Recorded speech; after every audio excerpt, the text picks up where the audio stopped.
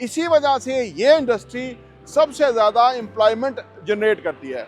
All type of employment, यानी unskilled और skilled labour दोनों कंस्ट्रक्शन इंडस्ट्री के अंदर जो है वो जॉब हासिल करते हैं और इसकी वजह से लोगों को एम्प्लॉयमेंट के मौके मिलते हैं। ये वजह भी बहुत ही इंपॉर्टेंट है रियल एस्टेट के अंदर रेडी एसेट्स की कीमतें बढ़ने के लिए, क्योंकि 2 साल पहले प्लॉट की अगर मैं बात करूं तो वो नहीं बढ़ा। 2 साल पहले जो 1.5 करोड़ का प्लॉट था आज वो 1 करोड़ 1.10 का 90 का बिक रहा है। अब ये जिस शारा में मैं खड़ा हूँ और वीडियो बना रहे हैं, यहाँ हमारा प्रोजेक्ट है, पिछले साल यहाँ पे कम गाड़ियाँ नजर आती थी, आज गाड़ियाँ उससे कई गुना ज्यादा हैं, क्योंकि ये ना एक्सपोनेंशियल ग्रोथ होती है, ये लीनियर ग्रोथ नहीं होती। यानी फर्ज करें आज एक बंदा आया है, कल 2 आए हैं, परसों 10 आएंगे, उसके बाद 50 आएंगे, फिर 1000 आएंगे, ये इस तरह है। जो भी परसेंटेज पाकिस्तान आएगा नेचुरली डिमांड में तो इजाफा होगा ही होगा। तो लोगों ने अपने मुल्क में आके रहना है तो फिर अगेन रियल एस्टेट महंगा होना है। याद है आपको मुशर्रफ दौर के अंदर 2001 में जो 9/11 हुआ, तो उसके बाद फिर वो यहाँ आए लोग पाकिस्तान और प्रॉपर्टियां बहुत महंगी हो गई, क्योंकि डॉलर्स के उनके पास पैसे थे।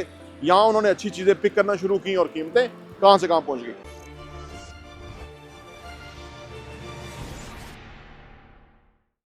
बिस्मिल्लाहिर्रहमानिर्रहीम, अस्सलाम वालेकुम रहमतुल्लाहि व बरकातहू। मेरा नाम अहमद अकील है, आप देख रहे हैं प्रॉपर्टी विजन टीवी। जो 2 साल पहले हम 9000 पर स्क्वायर फीट पर अपार्टमेंट बेच रहे थे, आज उसकी कीमत 13,000, 13,500, 12,500 पर स्क्वायर फीट है। ये पिछले 2 सालों में 4,000 पर स्क्वायर फीट कीमत बढ़ गई है। उसकी वजह क्या है कि उस वक़्त जो स्टील की कीमत थी वो 1 लाख रुपए टन के अराउंड थी, आज 2,35,000 है। वैसे ये 3 लाख से भी ऊपर गई थी। नेचुरली स्टील हमें लेना पड़ता है जबकि बिल्डिंग बन रही हो, चाहे वो जिस कीमत पे भी जाए लेना पड़ता है। तो अब वो कीमत 2,35 के अराउंड है, जो कि 1,20,000 कीमत थी, वो 2 यानी डबल से भी ज़्यादा, ऑलमोस्ट डबल हो गई है।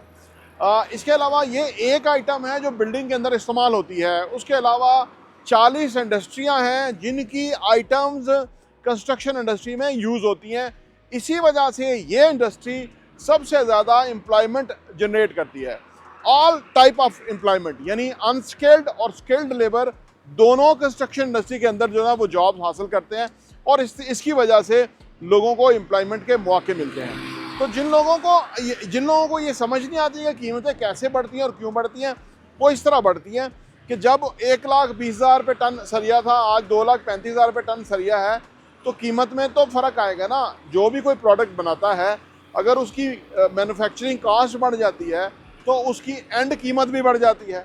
अगर आप ये सिंपल नहीं समझ पाते तो फिर इसका मतलब है कि आप फाइनेंशियल एजुकेशन नहीं रखते। फाइनेंशियल एजुकेशन ना होने की वजह से ही आप जो है ये बुनियादी बुनियादी मालूमात को नहीं समझ रहे होते। इसी वजह से आप कोई इन्वेस्ट नहीं कर पाते। बेशुमार लोग ये समझते हैं कि इतनी ज़्यादा कीमतें हो गई हैं, अब कोई ख़रीदेगा नहीं और कीमतें ज़मीन पे आ जाएंगी। उनको ये नहीं पता लगता कि जो उसकी मैन्युफैक्चरिंग कास्ट है वो बढ़ रही है, तो कोई क्यों सस्ती बेचेगा, कोई क्यों नुकसान करेगा। और ये रियल इस्टेट है, रियल इस्टेट जूं पड़ा रहता है और महंगा होता रहता है और फिर वो आपको इवेंचुअली ख़रीदना ही होता है। तो ये वजह भी बहुत ही इंपॉर्टेंट है रियल एस्टेट के अंदर रेडी एसेट्स की कीमतें बढ़ने के लिए, क्योंकि 2 साल पहले प्लॉट की अगर मैं बात करूं तो वो नहीं बढ़ा। 2 साल पहले जो 1.5 करोड़ का प्लॉट था आज वो 1 करोड़ 1.10 का 90 का बिक रहा है। यानी जो जिस तरह से होता है ना, एक स्किल्ड लेबर होती है, एक अनस्किल्ड लेबर होती है। स्किल्ड लेबर की जरूरत हर वक्त रहती है, उसके बगैर काम नहीं चलता, उसको बुलाना पड़ता है। अनस्किल्ड लेबर जो है वो बैठी रहती है सड़कों के किनारे, क्योंकि उसको कोई काम होगा तो लेगा ना। इसी तरह जो असासे प्लॉट की शक्ल में होते हैं, जो कि उसके ऊपर कुछ बना हुआ नहीं होता, तो वो एक प्लॉट होता है। उसके ऊपर अगर कोई घर बनाना शुरू करेगा तो बहुत महंगा जो है ना उसको खर्चा करना पड़ेगा, यानी काफ़ी सारा पैसा उसको लगा के तो उसको उस शेप में लाना पड़ेगा कि जहाँ पे कोई ख़रीद ले के भाई वहाँ पे रिहाइश हो सकती है, वहाँ पे उसकी जो कोई भी ज़रूरत फुलफ़िल हो सकती है। तो ये बात बुनियादी तौर पे समझने की है। इसीलिए कहते हैं कि इन्वेस्टमेंट करने के लिए सबसे बेहतरीन टाइम 20 साल पहले था, या दरख्त लगाने के लिए सबसे बेहतरीन टाइम 20 साल पहले था, और सेकंड बेस्ट टाइम अभी है। अगर आप 20 साल पहले नहीं दरख्त लगा सके या इन्वेस्टमेंट कर सके तो आज कर लीजिए, क्योंकि जो 20 साल पहले किसी ने 5 लाख रुपए इन्वेस्ट किया था, आज वो 5 करोड़ बना हुआ है। क्योंकि इतने सालों के अंदर इतने वो कहते हैं ना, वो दरियाओं में से पुलों के नीचे से पानी गुजर गया है, सड़कों पे से गाड़ियाँ गुजर गई हैं। अब ये जिस शाहराह पे मैं खड़ा हूँ और वीडियो बना रहे हैं, यहाँ हमारा प्रोजेक्ट है, पिछले साल यहाँ पे कम गाड़ियाँ नज़र आती थी, आज गाड़ियाँ उससे कई गुना ज़्यादा हैं, क्योंकि ये ना एक्सपोनेंशियल ग्रोथ होती है, ये लीनियर ग्रोथ नहीं होती। यानी फ़र्ज़ करें आज एक बंदा आया है, कल 2 आए हैं, परसों 10 आएंगे, उसके बाद 50 आएंगे, फिर 1000 आएंगे, ये इस तरह है। तो इसी तरह अगर आप जहाँ भी हैं, आप किसी भी शहर में हैं, गाँव में हैं, अगर आप देखिए पाकिस्तान के केस के अंदर कि किस तरह से पॉपुलेशन बढ़ी है, किस तरह से चीज़ें कम पड़ गई हैं, ज़रूरत बहुत ज़्यादा है, लोग मुंह मांगे दामों जो है ना वो प्रॉपर्टी ख़रीदने के लिए तैयार हो जाते हैं। उसकी वजह सिर्फ ये कि डिमांड है, जिधर डिमांड होती है और सप्लाई कम होती है तो कीमत बढ़ जाती है। अब सप्लाई बिल्डिंग्स के अंदर देना आसान नहीं है। एक बिल्डिंग शुरू करते हैं, 2 साल के बाद जाके उस पोजीशन में आते हैं कि अगलों को हम चाबी देंगे। अब 2 साल के बाद अगर हम चाबी देंगे, इसका मतलब ये है कि आज कोई चीज़ बनना शुरू होगी तो 2 साल के बाद बनेगी। याद रहे कि पिछले साल जबकि स्टील की कीमतें 3,20,000 पे पहुंच गई थी टन, जो कि इमरान खान साहब के दौर के अंदर 1,20,000 टन था। उससे पहले बल्कि इमरान खान के दौर के आने से पहले तो वो 80-90 हज़ार पे टन था, फिर वो 1,20 पे गया, फिर वो 3,20 पे गया। जब 3,20 पे गया तो किसी ने काम शुरू नहीं किया, क्योंकि वो वारा ही नहीं खाता था, कास्ट ज़्यादा थी, उस रेट पे ख़रीदार लेने के लिए तैयार नहीं था। तो वो साल 1.5 साल कंस्ट्रक्शन के प्रोजेक्ट स्लो हो गए, ठीक है ना। जब वो स्लो डाउन हुए तो इसका मतलब है कि जो 2 साल में फ़र्ज़ करो एक छोटी बिल्डिंग बनती है तो कितने सारे प्रोजेक्ट रुक गए।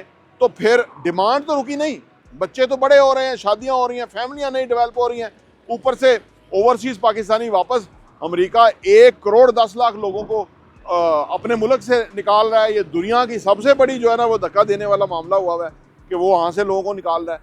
जो भी परसेंटेज पाकिस्तान आएगा, नेचुरली डिमांड में तो इजाफा होगा ही होगा।